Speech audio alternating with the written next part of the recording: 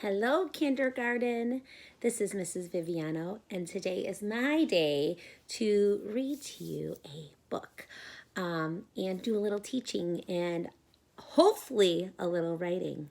As I was looking around my my den today and looking at all my books, there was one book that I kept looking at, and I'm like, should I read it? They probably already heard it. But when I looked at it again, I'm like, you know what? We need to start them off with a good one. And even if you heard it before, don't worry. We can always read our favorites again and again and again and again. And if you haven't heard it before, then welcome to a new amazing story. This book right here is called No, David. And it's by David Shannon. And the author, David Shannon, he wrote inside the book on the cover right here about how when he was in kindergarten, when he was a little boy, when he was older, his mom found some writing that he did when he was in kindergarten. And it was pictures, and it kept saying no and David and all that good stuff. So as an adult, he decided, you know what? I'm going to write a story about me when I was little. So I am going to read No, David to you. Okay, let me get comfy. David's mom always said, "No, David."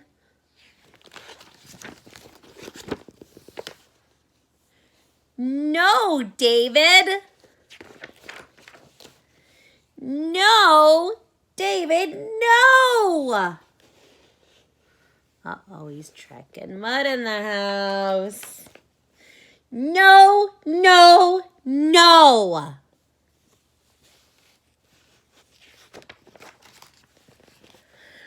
Come back here, David. Uh-oh.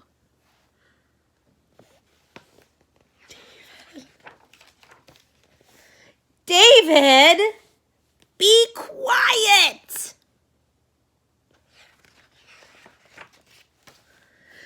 Don't play with your food.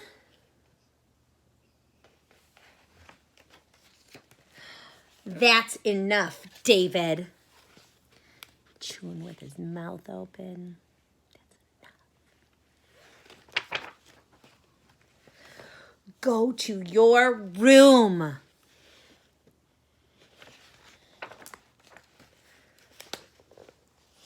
Settle down. Jumping on the bed. Stop that this instant.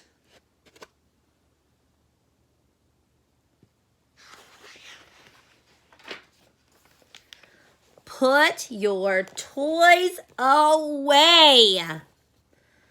Uh-oh. Making a mess. Not in the house, David.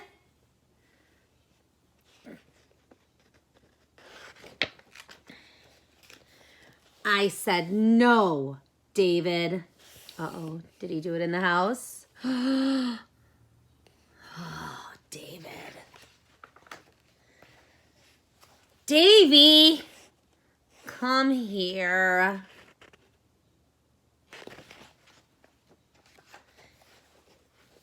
Yes, David, I love you.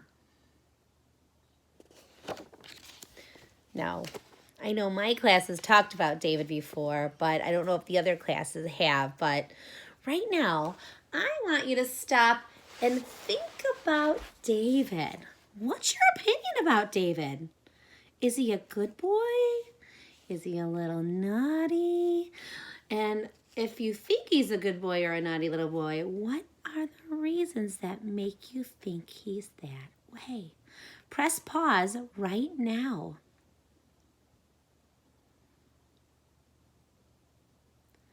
Now that you've thought about David and you've told somebody about it, or maybe thought about it, now I want you to think about your favorite part from today's story.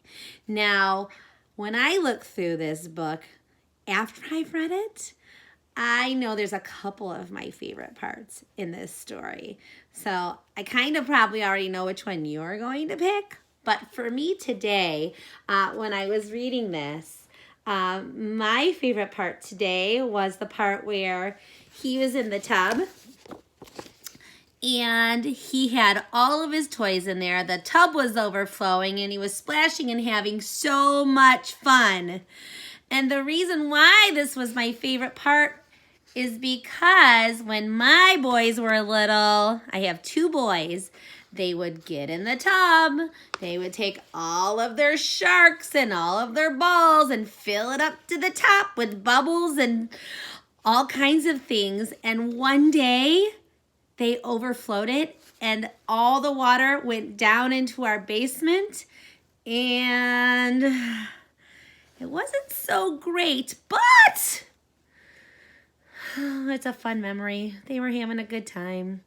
They made a big old mess. We had to clean it up, and what makes me smile now is I think about it, and back then I was maybe a little crabby that they made a big old mess with some water and toys and in the tub, but now I think about it and it makes my heart sparkle because I can remember them and it just makes me happy.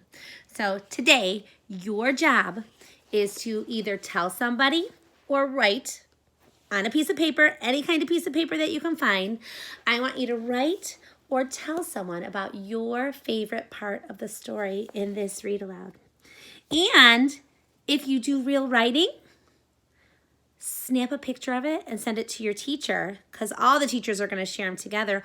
Or if you want to tell somebody like your mom, or you can tell your stuffed animals because stuffed animals like to listen too. You can do that. But make sure you're always reading and thinking about the amazing stories that you read. And I will be back next week. See you later, Gators.